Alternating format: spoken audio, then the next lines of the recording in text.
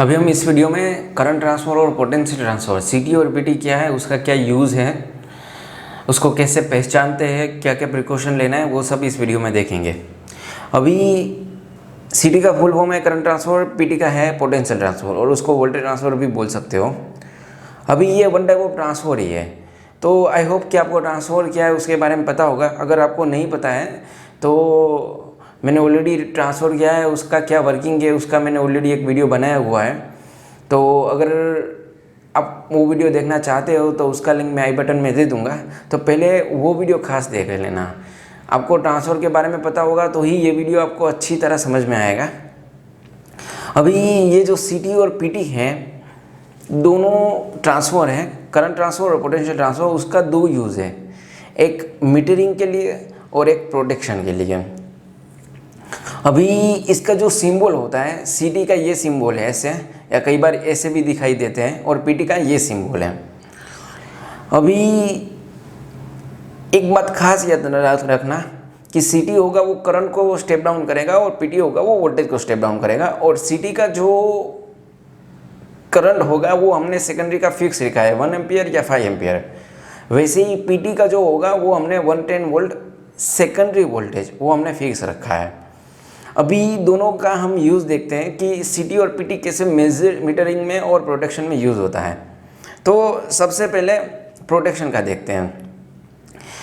तो जो सीटी होगी उसमें ऐसे प्राइमरी वाइंडिंग होगी, P1 और P2 लिखा हुआ होगा, और उसके अंदर ऐसे 3 कोर, 1 कोर, 5 कोर, ऐसी अलग अलग टाइप की कोर होगी। 1 कोर सीटी आती है, 3 कोर आती है, 5 कोर आती है, 7 कोर सीटी आती है।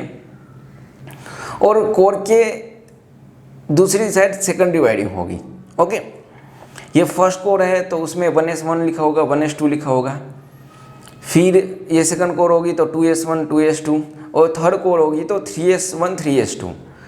अभी ये जो सीटी है, हम हर एक सीटी की जो कोर होगी, first core, second core, third core, वो हम पर्टिकुलर के लिए डिफाइन कर देते हैं। समझ लो कि ये जो कोर है, ये सेकेंडरी वाइंडिंग का यूज़ हम अर्थफॉल डिटेक्शन के लिए करेंगे।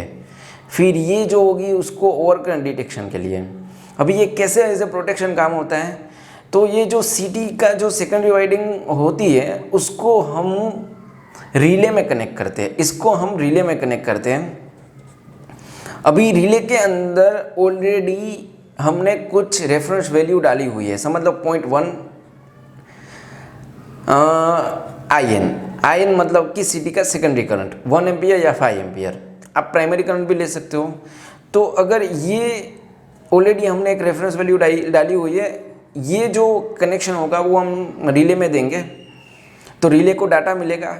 अगर रिले को भी डाटा मिल रहा है और वो वैल्यू या वो डाटा इससे अगर ज़्यादा होगा तो जो रिले होगा वो हमारा NC हो जाएगा, और ट्रिपिंग कमांड हमें हमारा जो सर्किट ब्रेकर है उसको दे देगा। तो ऐसे एज ए प्रोटेक्शन सीटी काम आती है। अभी मैं बेसिक प्रोटेक्शन स्कीम का भी एक वीडियो बनाने वाला हूँ, तो उसमें मैंने यही चीज़ समझाई है, लेकिन इन अ बेटर वे और सिंपल वे में मैंने वो चीज़ बताई हुई है। तो आई होप कि सीटी का प्रोटेक्शन का क्या यूज़ है आपको पता चल गया होगा। हर एक कोर हमने हर एक प्रोटेक्शन डिफाइन करने के लिए यूज़ किया हुआ है। ओके, अभी एज ए मीटरिंग कैसे होता है वो देखते हैं। अभी आपने लैब में देखा होगा कि मैक्सिमम हम जब पढ़ते थे तब लैब में 5 एम्पियर 10 एम्पियर का ही एमीटर रहता है, और उसका आपने साइज़ देखा होगा कि A4 साइज़ जो होती है उतना उसका साइज़ रहता है। अभी हमें तो करंट मेज़र करना है 1000 एम्पियर, समझ लो 1000 एम्पियर या 100 एम्पियर मुझे मेज़र करना है। समझ लो 100 एम्पियर मेज़र करना है, तो 100 एम्पियर का मैं एमीटर बनाने जाऊंगा तो उसकी जो साइज़ होगी वो बहुत ही बड़ी होगी, और उतनी साइज़ का मैं एमीटर यूज़ नहीं कर सकता क्योंकि वो ज़्यादा ही स्पेस और कॉस्टली होगी मेरे लिए। वो जो एमीटर होगा वो बहुत ज़्यादा स्पेस रोकेगी और कॉस्टली भी इतना ही होगा।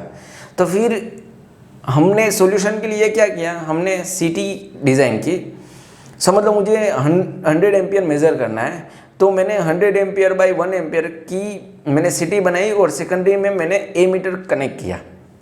अभी ए मीटर है, उसमें मैक्सिमम करंट जाएगा 1 एम्पियर, क्योंकि उसकी सेकेंडरी की रेटिंग कितनी है 1 एम्पियर। अगर प्राइमरी में 100 एम्पियर फ्लो हो रहा है तो सेकेंडरी में 1 एम्पियर फ्लो होगा। तो हमें ए मीटर है वो 1 एम्पियर का ही डिज़ाइन करना है। ओके, तो उसकी साइज़ भी छोटी हो गई।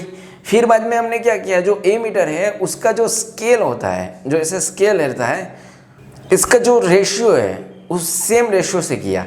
जैसे 0 मतलब कि अगर इसकी यहाँ पे कॉइल है, ये कॉइल में अगर 1 एम्पियर फ्लो होगा तो ये जो पॉइंटर है वो डायरेक्ट 100 एम्पियर शो करेगा। अगर यहाँ पे 50 एम्पियर फ्लो हुआ तो यहाँ पे 0.5 एम्पियर फ्लो होगा। तो जब 0.5 एम्पियर यहाँ पे फ्लो होगा तो ये कोयल का जो पॉइंटर है वो 50 एम्पियर शो करेगा। मतलब कि हमने स्केल और कोयल की डिज़ाइन ही इसका जो रेशियो है ना सेम रेशियो से की है।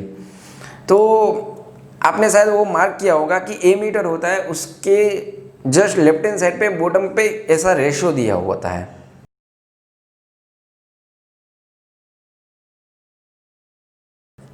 तो ये रेशियो और ये रेशियो दोनों सेम होना चाहिए। अगर रेशियो सेम नहीं है, समझ लो ये 100 बाई 1 एम्पियर है और हमारे पास 50 बाई 1 एम्पियर की सीटी है, तो इसमें मल्टीप्लिकेशन फैक्टर पिक्चर में आएगा। तो जो भी रीडिंग आएगा उसके साथ आपको 2 मल्टीप्लाई करना है।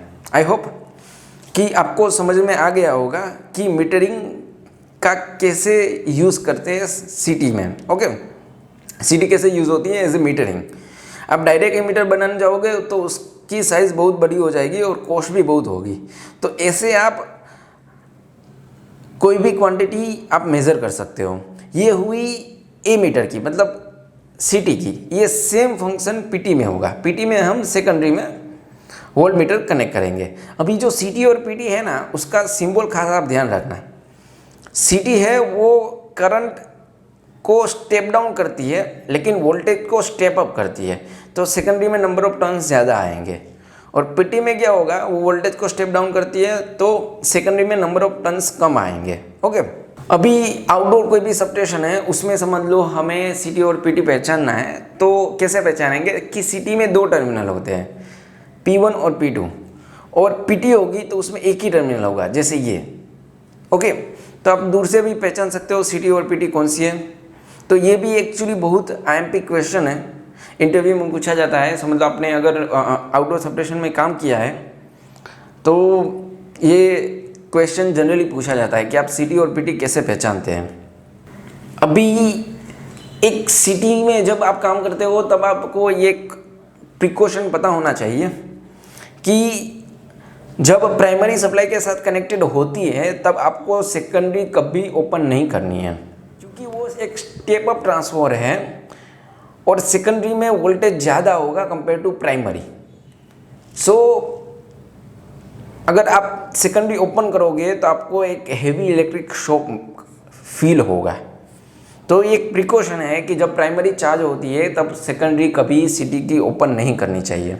आपने एक्यूरेसी क्लास नेम प्लेट पे शायद देखा होगा या ऐसा आपने पढ़ा होगा 5P10।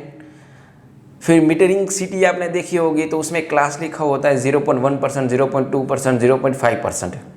अभी ये जो क्लास डिनोट करता है ना, वो एक्यूरेसी डिनोट करता है। एक्यूरेसी को हम in the terms of class denote करते हैं। अभी एक्यूरेसी जानने से पहले आपको एरर पता होना चाहिए। ओके, एक्यूरेसी का क्या मीनिंग है? एक्यूरेसी ये प्रेजेंट करती है कि आपका जो रीडिंग है वो ट्रू वैल्यू से कितना नज़दीक है। कि मतलब ट्रू वैल्यू 100 है तो आपका मीटर ने जो रीडिंग रीड किया है, एक मीटर ने समझ लो 98 वोल्ट किया, दूसरे मीटर ने 99 वोल्ट किया, तो ये रीडिंग है वो ट्रू वैल्यू से ज़्यादा नज़दीक है। तो ये वाला जो मीटर होगा ना वो ज़्यादा एक्यूरेट होगा, वो हम बोल सकते हैं। अभी एरर आपको पता होनी चाहिए कि एरर का क्या मीनिंग है। Error is equal to true value minus major value. समझ लो ट्रू वैल्यू 100 वोल्ट है, आपने वोल्ट मीटर से मेज़र किया, वो 98 आ रहा है, तो एरर आएगी 2 वोल्ट। और अगर आपको परसेंटेज में उसको मेज़र करना है तो divide by true value into 100, तो ऊपर वाले केस में आप करोगे तो 2% आएगा। जितनी लेस एरर होगी उतना एक्यूरेसी ज़्यादा होगी, मतलब आपका जो इक्विपमेंट है उतना मोर एक्यूरेट होगा।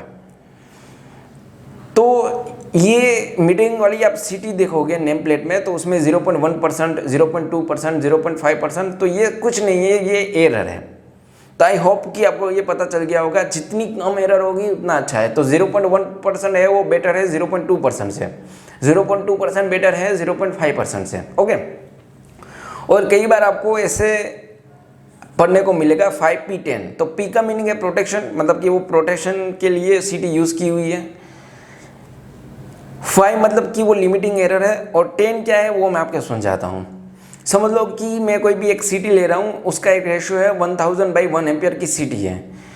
तो 1000 मैंने लिया, मल्टीप्लाई बाई समझ लो फॉल्ट के टाइम पे उसमें 10 टाइम्स जितना करंट हो रहा है। ये 10 क्या है, ये है।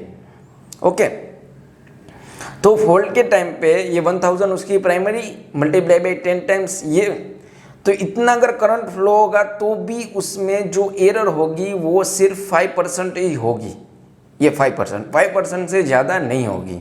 ओके, अगर 10 टाइम्स से ज़्यादा गया, समझो 15 टाइम्स, 20 टाइम्स, ओके, तो ये एरर बढ़ सकती है। तो इसका यही मीनिंग है। ओके, एक बार और मैं रिपीट करता हूँ, 1000/1 की मैंने सीटी ली है, 1000 यहाँ पे लिया, मल्टीप्लाई बाई 10 टाइम्स, अगर फॉल्ट टाइम पे करंट गया 10, ये यहाँ से आया है। ओके, तो जो करंट, जो एरर होगी वो मैक्सिमम 5% ही एरर होगी। अगर इससे ज़्यादा करंट गया तो फिर एरर 5% से ज़्यादा हो सकती है। तो आई होप कि आपको सीटी और पीटी क्या है वो समझ में आ गया होगा। मैंने मैक्सिमम ट्राई किया है कि आपको इजी से इजी वे में समझा सकूं।